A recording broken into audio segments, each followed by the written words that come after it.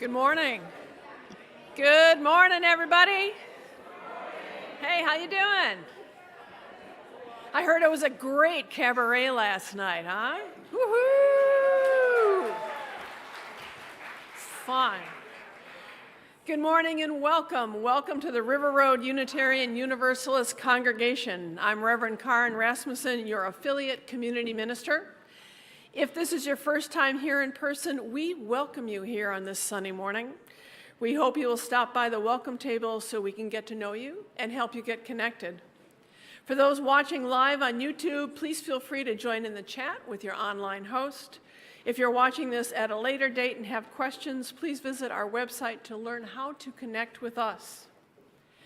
Game night is tonight from 5 to 8 in the fellowship hall. Bring a dish to share and perhaps a game. Truly, all ages are welcome. Our congregation has worked in McDowell County, West Virginia at the Big Creek People in Action for the past 11 years. Last Saturday night, McDowell County experienced the worst flooding since the 100-year floods in 2001 and 2002. The leadership there said what they really need most right now is funds for cleaning supplies. We have a fund set up to receive your donations. Go to rruuc.org and click the online button, then select relief. I encourage you to give if you can support so they can do a good cleanup for our longtime community partners in this devastating time for them. And if you're interested in helping for the service project for the 11th year, the dates this year are 27 July to 2 August. Please contact Beth. Welcome. It is great to see you this morning.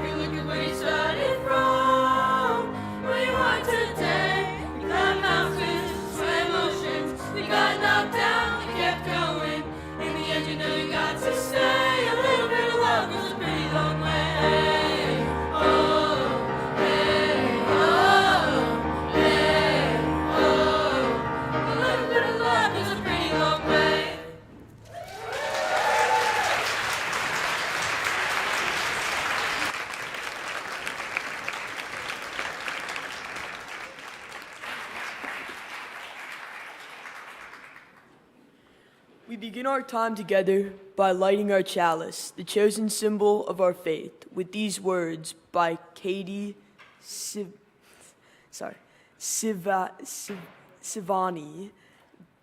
Gelfad. The abundance of our lives together. We light our chalice as a symbol of gratitude as we celebrate the abundance of our lives together. In this sanctuary, we harvest bushels of strength for one another and offer our crop with the hands of compassion and generosity. In the authentic and gentle manner of our connections, we cultivate a simple sweetness to brighten our spirits.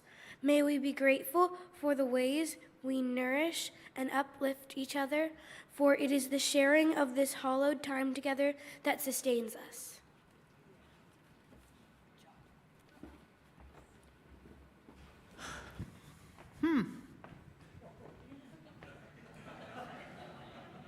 Sustains us, huh? Okay, we're going to hope that it remains lit. We'll have faith that it remains lit.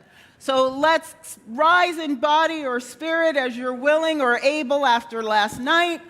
And let's sing our opening hymn, number 1010, We Give Thanks.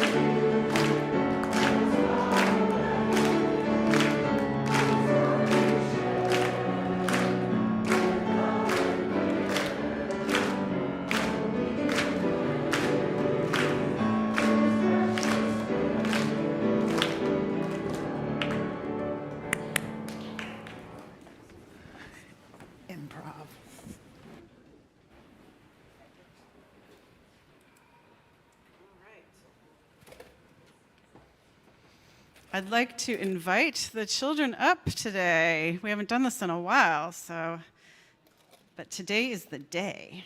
So come on forward. It's all good. And you guys can sit on the steps here. Come on, you guys can do it. No? Anyone, children, youth, anyone who feels like a children or a youth. It's all good. And can we wait to light the candles later, please? Thank you. Just come on, sit on the steps.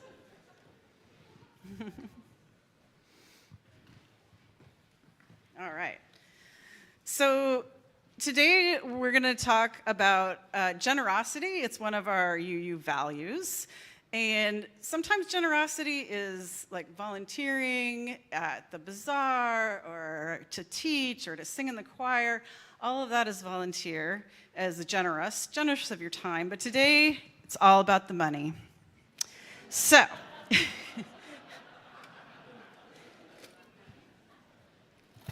do any of you guys have a piggy bank or some sort of bank at home that has these 3 compartments? No? Some of you haven't seen this? Okay. You do? Okay. You have one in your head? So I just had... That's me. I have one in my head. I have one in a spreadsheet. So one is labeled spend, one is labeled save, and one is labeled give. So when you get money like for a birthday or allowance or like an odd job that you might do for someone, what do you like to spend your money on? Sephora and clothes.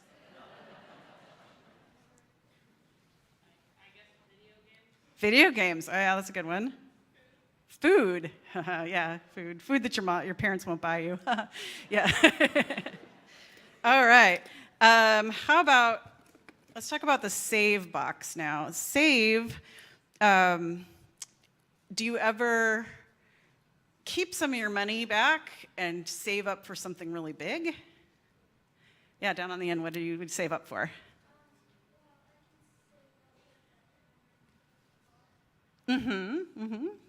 Others? What do you save money for? Something big. Stuff for your room. Oh, yeah. It can be expensive. A new what? A new vanity. Oh, yeah. Things for your room get expensive. Yeah. Oh, music equipment. Yeah, that we know. We know from around here that that's expensive. For sure. All right, now we're going to talk about giving away money. So a lot of people take some of their money and they give it to charitable organizations. You know, they might give it to be well fed so they can buy food for people. They might give it to Habitat for Humanity because they really think that people having homes is important. Usually you give money away to something that you find important. And what we're asking here today's the first day of our stewardship campaign. Stewardship means to take care of something you find important. So we're taking care of our congregation today by deciding what monies we might want us to give to River Road. So let's think about what are some of the things that you really, really like about River Road? What are some of your favorite things here? Oh, how supportive everyone is, yeah. The cookies, yeah. Yeah, that's your donations definitely go towards cookies. Anything else? What else do you like here? What do you like to do here? Yeah.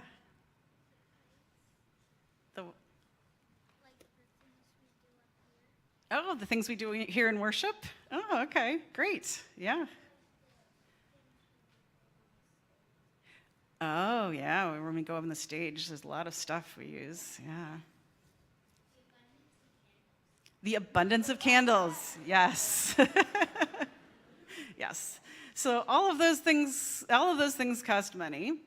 And we're asking people today to pledge. Pledge means you're promising that you'll give a certain amount of money to the congregation to help with all of those things. Even the being supportive and getting together part, just having a place to come, to get together and support each other takes money to run a building. So I encourage you all to maybe have a conversation with your families tonight and everyone out there with your families and your loved ones about what it is that you really like the most about River Road and how you can support our congregation generously by pledging. So, all right, so now you are dismissed to your classes.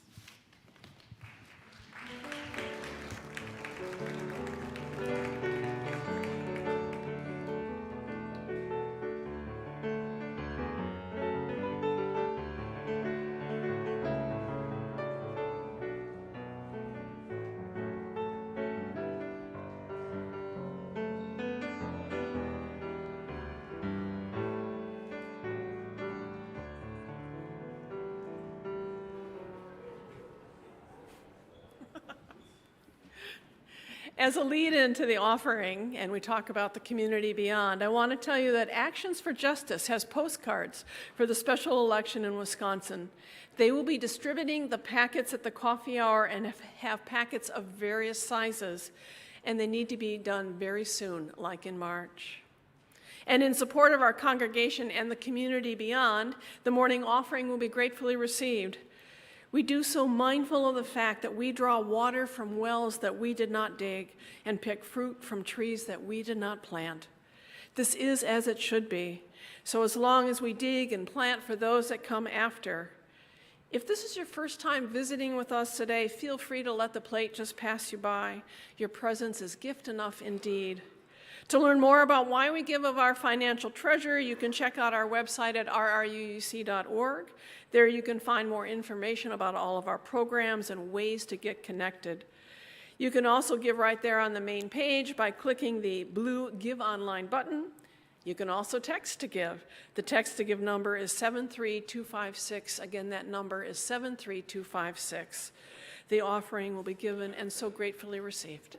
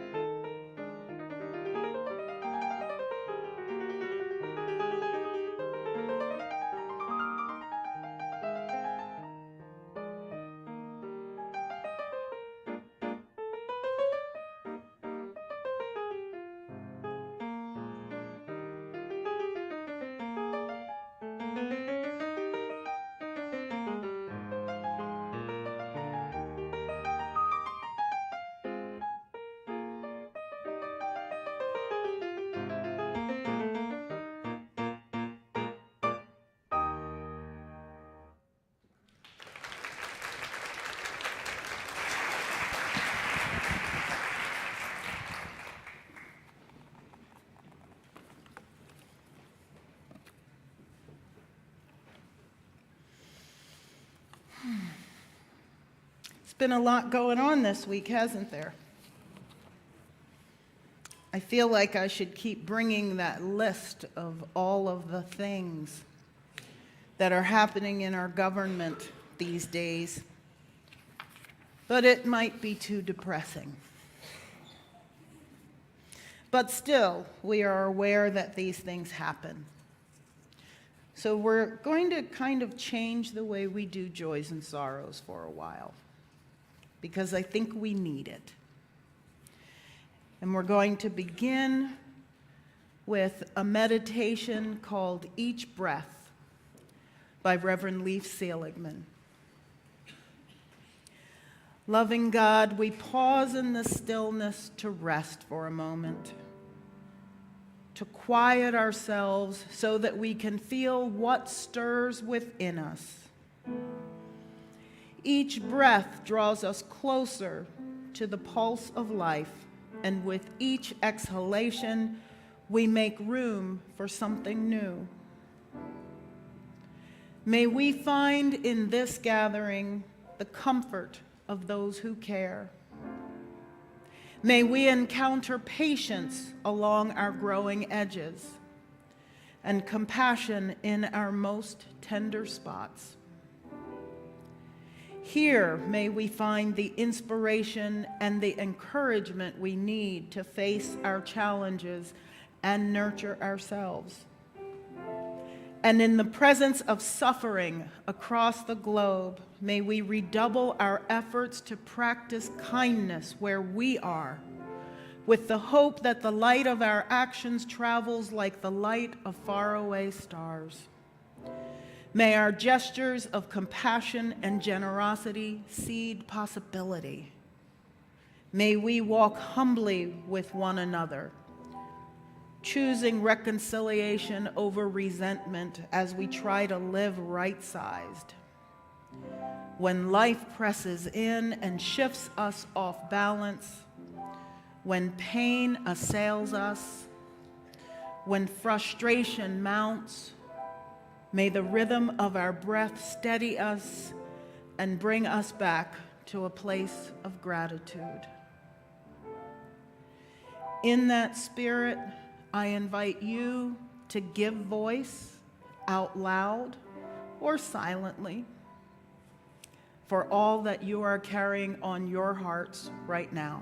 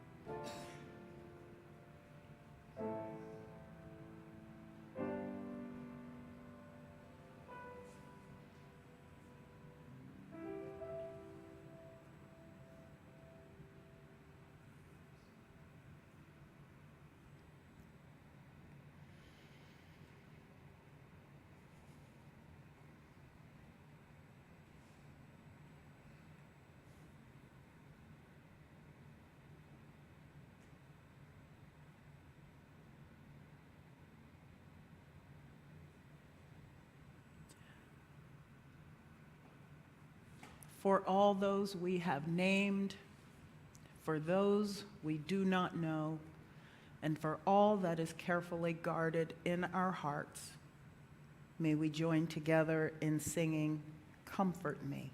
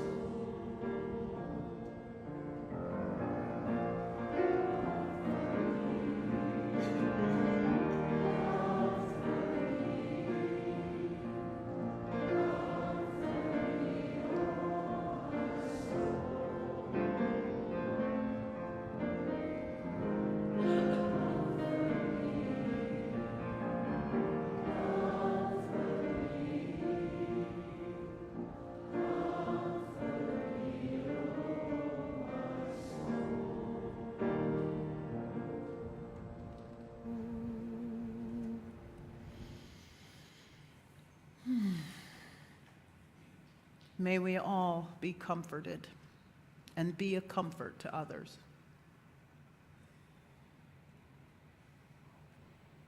So this might feel like a little bit of an awkward transition, but it's really not. As Beth mentioned, it's pledge time again.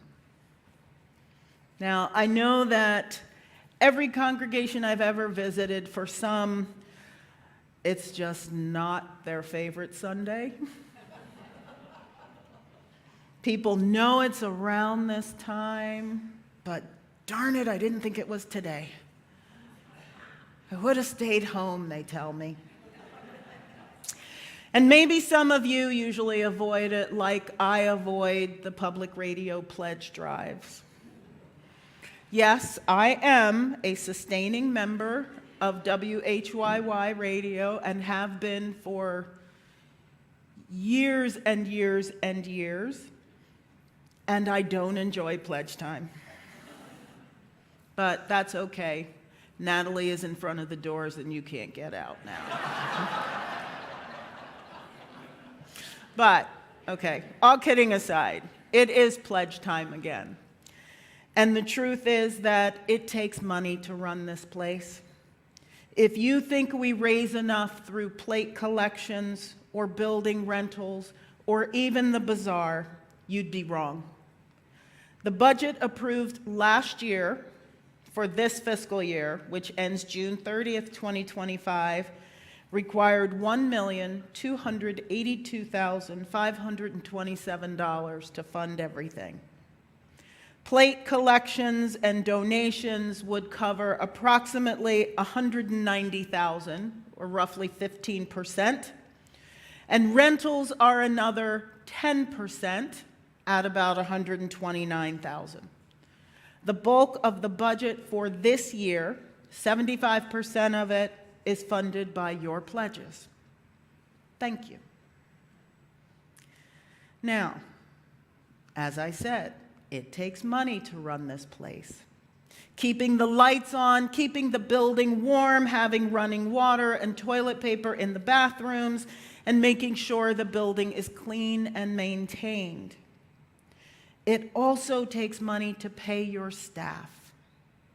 Where would we be without Jesse to coordinate all the room requests from members and renters?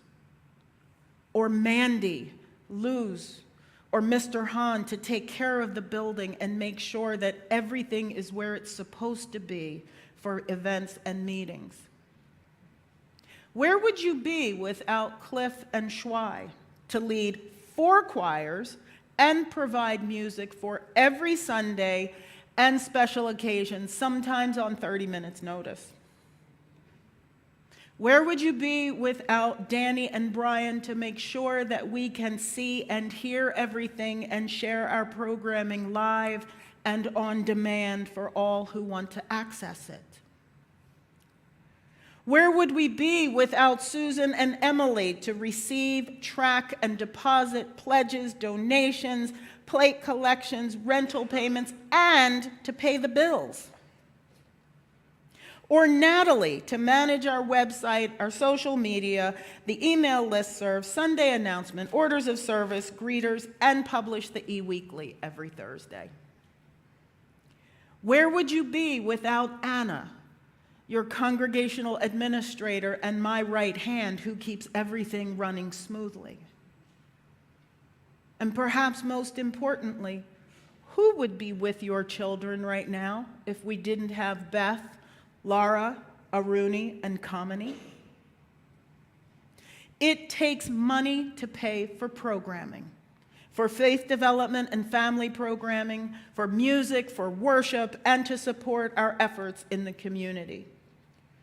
The Board of Trustees, the Finance Committee, the staff, and I do our best to manage and use the resources of this congregation. Despite our best efforts, costs are increasing. You know that. You see it in your own homes, in your own lives. Gas is more expensive. Food is more expensive. Services are more expensive. Costs increase in the outside world, and they increase here in the congregation as well. You want to continue with what you're doing right now.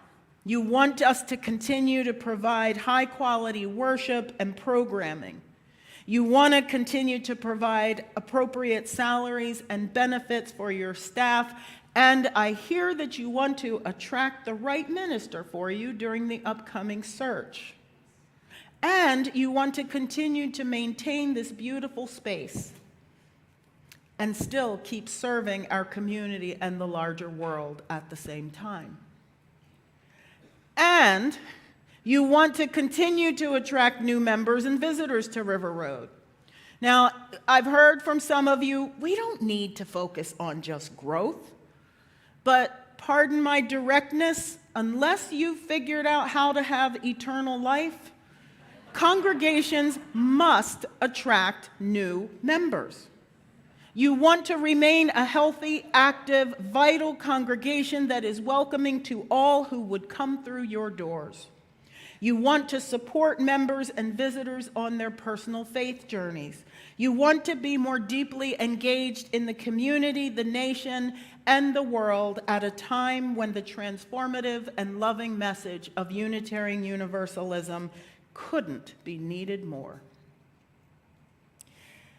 I've spent the last 7 months getting to know you as individuals and as a congregation, hearing your stories, what you like and what you don't like about this place, your wishes and your dreams for it, and what you need from it as a spiritual community. I've watched how you care for one another and this building. Last night, I was just totally blown away by the love and the joy in the room at the cabaret. I've learned of your history, the rituals, and the traditions that make you who you are as the River Road Unitarian Universalist congregation. And because of this special ministry that I've shared with you, we've talked a lot about the future. What do you want? What do you need in order to remain vibrant and healthy? To ensure that there will be an 80th, 90th, or maybe even a 100th anniversary. Right now, you are charting your course for the future. And I hear you saying that in addition to everything you have right now, you want more. You want to focus on membership, greeting visitors, providing a clear path to membership. You want better member engagement opportunities, outlets for action and volunteerism, more pastoral support, connections with members in retirement communities, youth and young adult programming, more activities, especially those with food involved, and better communication on how to get connected. You want improved religious exploration spaces and other facilities. You want for River Road to have a predictable capital budget allocation so that we can maintain this amazing space, not just for your own use, but also as an attractive and desirable option for renters. And I completely agree with you. Those things need to be done, along with a few other things. Those things need to be done. And I know that you must have financial resources, money, to do these things. For next year's budget, I am proposing the addition of a new staff member dedicated to membership, connection, and congregational life. I'm also proposing an increased contribution to the Capital Investment Fund. That is the pot of money that pays for larger things in the building. The budget, this budget that I'm about to propose, as it exists in draft form today, calls for an increase in spending of 8% over last year's budget. Some of that increase will be covered by rentals and other revenue streams. And as in past years, we estimate that approximately 75% of that budget will be covered by pledge revenues. Now, I could tell you that I think you should give because it's expected of you as a member. I could take a page from the NPR pledge book and tell you that you should give as a payment for the worship, community, and programming you receive as a member. I could try to tug on your hearts or try to guilt or shame you with images of a cold, dark sanctuary, or even the possibility that River Road will close without your pledge, or we wouldn't have enough money to keep the doors open. I could do that. There is an expectation that members will make a pledge of financial support to the congregation. That is part of our covenant to one another. And your pledge does go toward covering the cost of what we offer here. And if we don't have enough resources, we have to consider cutting programming, cutting staff, foregoing maintenance, or improvements to the building. It's that simple, just like we manage our finances at home. I could tell you that giving will make you feel good, and perhaps it will. I could do any of those things. But instead, I'm going to ask you to give because stewardship is part of our theology as Unitarian Universalists. Now, I want to be clear. I'm not talking about fundraising. Fundraising is simply raising money. I'm talking about something more than that. Wayne Clark once wrote that stewardship is an act of worship, end quote. Stewardship really has three components. Gifts, which are aptitude, ability, and money, or maybe you've heard of it as time, talent, and treasures. It includes call, which is your willingness to publicly support the mission of this congregation, and spiritual vocation, which is the willingness to act on your call. So, stewardship then is the growing, nurturing, promoting, and building of the gifts, call, and spiritual vocation of the members of a faith community. That's you. Stewardship is living out our principles and our values, caring for one another and our community, and seeking to transform the world. I'd like to share with you an excerpt from Rebecca Parker's Blessing the World, in which she quotes a member of her then congregation explaining why he makes a financial pledge. This gentleman wrote, "To tithe is to tell the truth about who I am. If I did not tithe, it would say that I was a person who had nothing to give, a person who had received nothing from life, a person who did not matter to the larger society or whose life meaning was in providing for his own needs alone. But in fact, who I am is the opposite of all these things. I am a person who has something to give. I am a person who has received abundantly from life. I am a person whose presence matters in the world. And I am a person whose life has meaning because I am connected to and care about many things larger than myself. If I did not tithe, I would lose track of these things about who I am."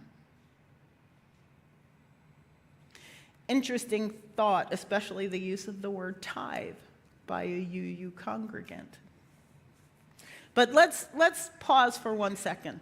This conversation today is not about how much you give. There is no keeping score, no recognition. There is no special privilege. You don't get to wear a fancy hat. There's nothing that goes along with making the largest contribution. Instead, it's about giving what is financially significant and meaningful for you, based on your personal circumstances. If you're able and blessed to give more, we hope that you'll do so. And if you're in a difficult financial situation, that means that you can't give as much, please know that your gifts are just as valuable and that you are just as welcome and just as loved in this space. Your pledge, whatever it is, will keep the lights on and pay the staff. And it's so much more than that. Through the giving of your pledge, you are showing your commitment to living a life of love.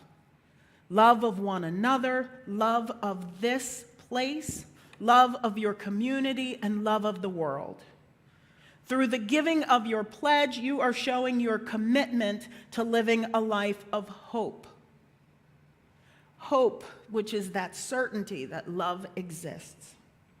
Through the giving of your pledge, you demonstrate your belief in love and its power to bless, heal, and transform us as individuals and the world around us.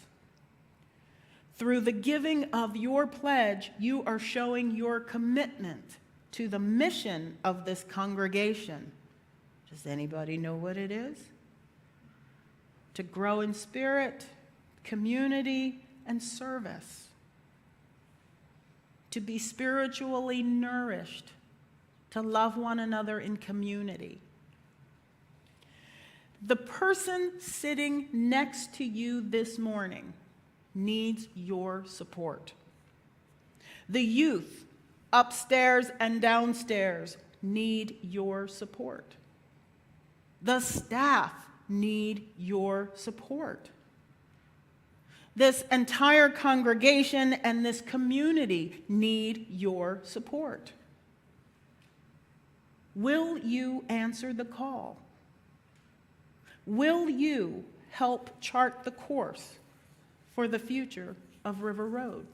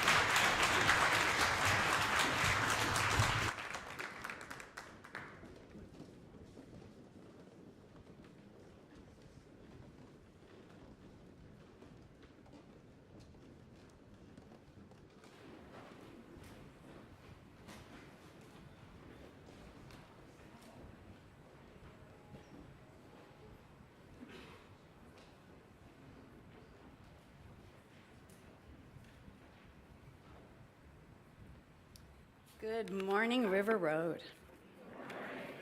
Wow, that was nice. I'm here to share a poem by David Bumbaugh. The fall from grace, the great disruption of primordial order, the original sin, had nothing to do with eating apples or talking to snakes. The instrument of our fall was a wooden back scratcher, that piece of wood bent at the end so one can reach the unreachable spot, there between the shoulder blades, down just a little bit lower, now up a little bit, there where the most persistent itch always takes up residence. Before the back scratcher, before that simple infernal device, we, like all our primate kin, depended on others to do for us what we could not do for ourselves. You scratch my back, and I'll scratch yours. Before the back scratcher, before that simple infernal tool, we needed each other to reach the unreachable itch. The wooden back scratcher dissolved the bonds of reciprocity, unloosed the ties of community, and tempted us to believe in our own godlike self-sufficiency. And God walked in the cool of the garden and saw a primate standing alone. "What have you done?" God asked, "that you stand alone?"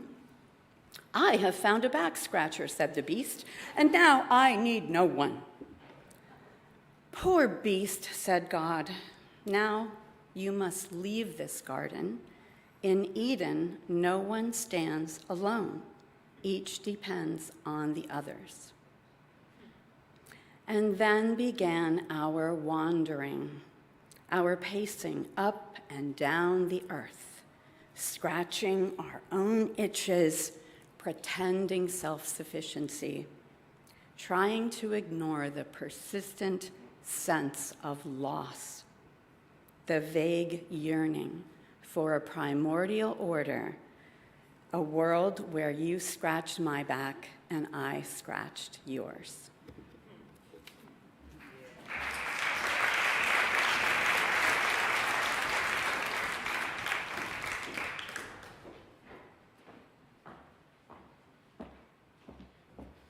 I want Valerie to read me bedtime stories every night. I'm Carrie Hutchison, and I serve with Valerie and Josh and some others on the Financial Stewardship Committee. And as you may have heard that today we're kicking off our stewardship campaign. And I wanted to talk about our theme, which we spent many marathon Tuesday night meetings discussing and came up with charting a new path. We felt that it seems apt with all that's going on right now. In our congregation, we are in flux as we adjust from the departure of 2 ministers, welcome an interim minister, reassess our priorities, and look ahead to welcoming a new minister. Beyond these walls, we are charting a new path as a country and in our communities. And many of us are charting a new path in our personal lives, whether it's welcoming a new baby, buying a new home, starting a new job or leaving one, starting a relationship or ending one, embarking on retirement, or heading down a new spiritual path. But together, we dream. Together, we chart a new path.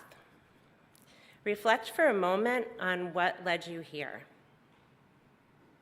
But more importantly, why do you stay? As we chart a new path together, what will you invest in? What path will you help forge and make well worn? Together, we are building and bolstering community, the thing we all say that we want. This is a time to ask ourselves, why does River Road exist? What do we value? How do we support our spiritual development? We really want to do everything we can. How important is it to us? So today we celebrate and plan for what is possible. What do we want to build together? Those dreams take time, talent, and treasure, something you've all heard. over and over again. We've set our goal this year based on the priorities we have been discussing as a congregation for the last 6 or 7 months. Based upon a number of budget factors, our goal for this year's campaign is $1 million. That goal represents our hopes, our dreams, and our aspirations for the future. We ask a lot of our community, and now is the time to come together and give the support we need to make this vision come to fruition. This moment of transition is an immense and unique opportunity to renew the spiritual commitment we make to ourselves, each other, and the wider world. Our stewardship campaign is a 1-month period where we focus on gathering pledges for the upcoming budget year. What is pledging? It's a promise. It's a promise of what you intend to give for the year. If you already give regularly or automatically, thank you. Please still fill out a pledge form. This helps us know what to expect and so that we can budget more accurately. That being said, we also recognize that things are difficult for many in these unpredictable times. Please know that if you're facing difficulty or uncertainty, you can always adjust your pledge. And please also know that River Road is here for you. We dream of what our community could be. We hold on to hope. We can't stop dreaming even in the face of everything coming at us. And dreaming is resistance. Hope and joy are radical, revolutionary acts.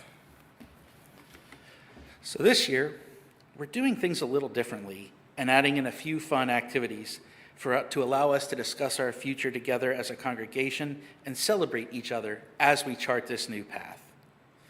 Today, we have homemade soup. We have minestrone soup and sweet potato pepper soup. We're serving it with fresh bread. Both soups are vegetarian, and we have gluten-free options for everything. So please join us in the fellowship hall after the service. Also, we're planning a financial planning seminar occurring on March 9th to help you think about how you might be planning for your financial future, not only for yourselves, whether you're starting out, whether you are looking at retirement, whether you are looking at planning an endowment for your later stages of life. There are brochures and posters around, so feel free to read those and sign up. While the financial stewardship community meets year-round, we have been down to weekly meetings for the last month or so as we plan this campaign. We'd like to acknowledge the other committee members. If you're here, please stand up when we call you. Laura Akinbami, Valerie Lingaman, who just read the poem, Lisa Orange, and Neil Johnston, who couldn't be here today.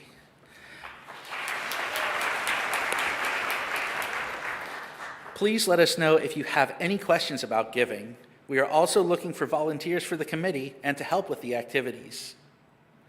Generosity is less about the amount than it is about your participation. Our community thrives when we work together to sustain it. Most of us are here because we want to be part of something bigger than ourselves. Please join us in charting a new path. Thank you. Thank you.